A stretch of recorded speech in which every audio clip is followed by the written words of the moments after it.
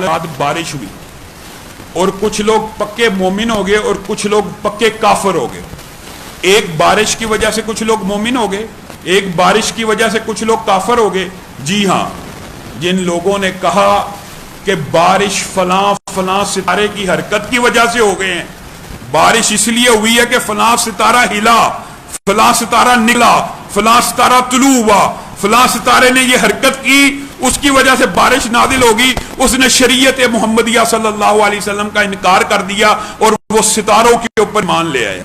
ये जो सुरैया सितारे की हदीस पेश की जाती है, इससे सारे का सारा इस्तदलाल बातिल है। सितारे की हरकत की वजह से, सूरज चांद के गिरेन हो जाने की वजह से नबी करीम सल्लल्लाहु अलैहि वसल्लम के बेटे दुनिया से गए। बाद लोगों ने यह समझा कि सूरज इसलिए गिरैन हो गया है कि नबी करीम का बेटा फोत हो गया। नबी करीम सल्लल्लाहु अलैहि वसल्लम ने कहा यह किसी के फोत होने से इनका कोई ताल्लुक नहीं है, यह अल्लाह रब्बुल इज्जत की निशानी है। किसी भी सितारे के तुलू होने, गरूब होने से किसी भी बीमारी का दूर होना, यह बातिल इस्तदलाल है। मेरे भाइयों, आज आपके सामने जिस आयत मुबारका की तिलावत की है, फी कुलूबिहिम मरज़ुन, ये बात आपने समझनी है। मैं थोड़ा सा आपका वक़्त लूँगा, इंशाअल्लाह कोशिश करूँगा जल्दी अपनी बात को वाइंड अप करूँ। हमारे इस्लाम के अंदर और यूरोप के अंदर समझ लीजिए या जदीद मेडिकल साइंस के अंदर भी दो स्कूल ऑफ थॉट हैं, लेकिन इस्लाम का ये नज़रिया बड़ा कदीम है। यानी जब से इस्लाम आया, नबी करीम सल्लल्लाहु अलैहि वसल्लम ने तब से हमें एक बात बतलाई, क्या? अत्तकवा हाहुना। तकवा कहां पे है? दिल में। नेकी का मरकज दिल, भलाई का मरकज दिल, एहसासात का मरकज दिल, जज्बात का मरकज दिल। साइंस क्या कहती है? ख्यालात का मरकज दिमाग। अगरचे दो स्कूल ऑफ थॉट मौजूद हैं, लेकिन जज्बात का मरकज दिमाग, यादाश्त का मरकज दिमाग, नेकी भलाई का ऑर्डर करने वाला दिमाग। इस्लाम और इसके माबैन कुछ तारुज़ पाया जाता है, लेकिन हकीकत बात यह है कि जो दिल होता है, इसके अंदर जज्बात होते हैं। आप आम तौर पे कहते होंगे मेरा बेटा बाहर से आए, मैं उसको गले लगूं, मेरे दिल में ठंड पड़ जाती है। हकीकत में ठंड पड़ती है। इस्लाम के अंदर यह बात आम फहम है कि दिल दिमाग को नेकी का ऑर्डर देता है। दिल नेकी का रास्ता इख्तियार करता है तो दिमाग को कहता है प्लान करो मस्जिद जाने का, अब नेकी के रास्ते इख्तियार करो। ये एक प्लानिंग है। थोड़ी सी गुफ्तगू के अंदर फलसफियाना अगर टच हो तो इसकी माजरत है, लेकिन आपको समझाने के लिए, क्योंकि इसका हमारे इस्लाम के साथ एक बड़ा गहरा ताल्लुक है। दिल बुराई का ऑर्डर देता है दिमाग को, तो दिमाग प्लानिंग करता है कि मैं टीवी खरीदूं, मैं फलां जगह अरेंज करूं, मैं किसी औरत के साथ रिलेशन कायम करूं, मैं वैलेंटाइन डे के ऊपर जाऊं। ये ऑर्डर दिल से आता है, दिमाग उसके मुताबिक एक्ट करता है। ये इस्लाम का नजरिया ये है, जबकि साइंस इसके बिल्कुल बरअक्स बताती है। उनके नजदीक तो दिल ना सोच सकता है, ना दिल के अंदर एहसासात है, ना जज्बात हैं, एक धड़कने वाला आला है। लेकिन अल्लाह रब्बुल इज्जत कलाम हमीद में क्या कहते हैं, बल्कि नबी करीम सल्लल्लाहु अलैहि वसल्लम की अगर हदीस से इब्तिदा की जाए कि दिलों के अंदर जब भी कोई इंसान बुराई करता है ना, दिल के ऊपर एक स्याह नुक्ता लग जाता है। जब उसकी तौबा करता है, दिल पाक साफ हो जाता है। तौबा ना करे, गुनाह के ऊपर गुनाह करे, दिल के ऊपर स्याही बढ़ती चली जाती है। ये स्याही बढ़ते बढ़ते दिल को मरीज बना देती है। फी कुलूबिहिम मरज़, अल्लाह कह रहा है उनके दिल बीमार हो जाते हैं।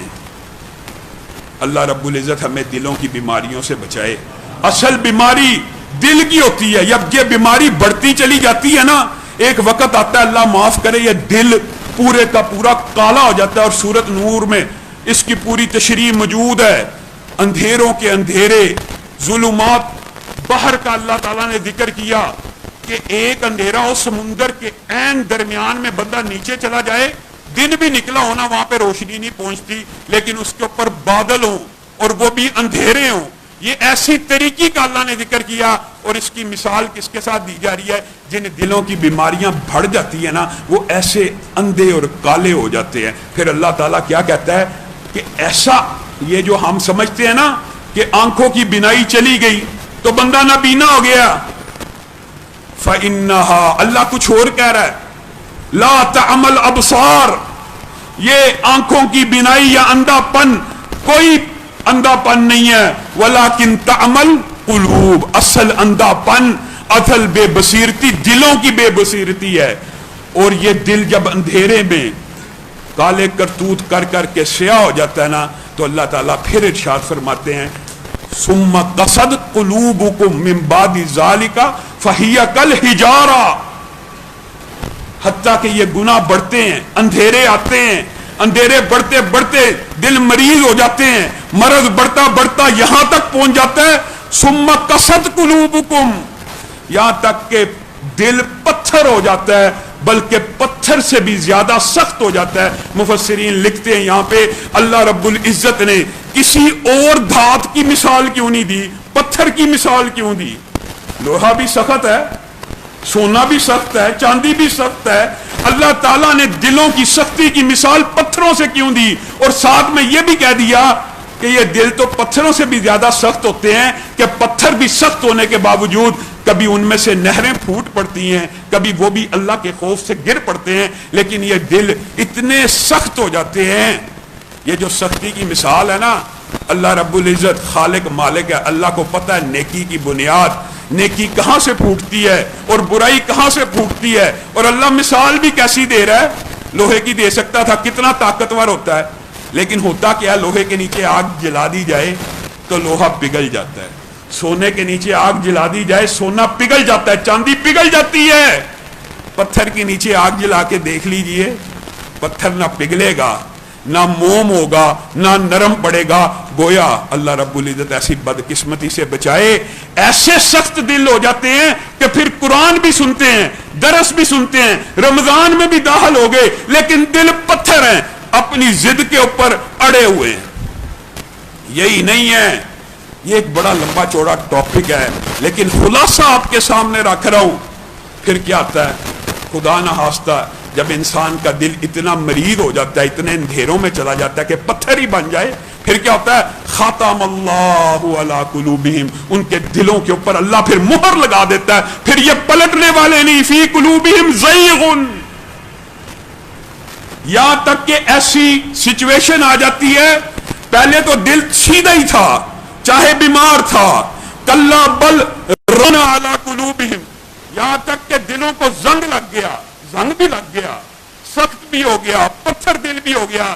لیکن اللہ تعالیٰ کہتے ہیں اس کے بعد جب مہر لگ جائے نا تو پھر فی قلوبہم زیغ، ان کا دل ٹیڑھا ہو جاتا ہے، اپنی جگہ قائم بھی نہیں رہتا، ٹیڑھا ہو جاتا ہے. اور حدیث اس کو یوں بیان کرتی ہے، اس طرح الٹا ہو جاتا ہے دل کہ ہر نیکی کی بات بری لگنا شروع ہو جاتی ہے اور ہر بری بات اچھی لگنا شروع ہو جاتی ہے.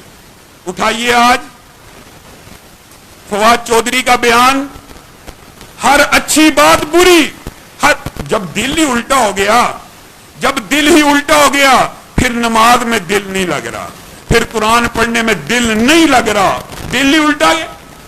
یہاں تو ابھی ابتدا تھی، نقطہ لگا تھا، توبہ کر لیتا، پاک صاف کر لیتا، زنگ لگا تھا، دھو دیتا، صاف کر دیتا، مہر لگنے سے پہلے پہلے اپنے دلوں کے امراض کو دور کر لیتا، بات بن سکتی تھی. اب آپ اکثر دیکھتے ہوں گے، پوچھتے ہیں، ساتھی پوچھتے ہیں نا، لاما صاحب نماز میں دل نہیں لگتا، کیسے لگے؟ دل تو الٹا آ گیا، دل تو اپوزٹ چلنا شروع ہو گیا، دل تو ایسے مرض کا شکار ہو گیا کہ قرآن پاک نے عجیب و غریب بات کی. امہات المومنین، امہات المومنین، ان کو اللہ تعالیٰ نے کہا کہ جب غیر محرم سے بات کرنا نا تو لہجہ لوچدار نہ بنانا، نرم نہ بنانا. فَيَطْمَعَ الَّذِي فِي قَلْبِهِ، مدینہ میں بعض ایسے لوگ بھی ہیں جن کے دل ایسے مریض ہو گئے ہیں، امہات المومنین، جن کے ساتھ شادی ابدی حرام ہے.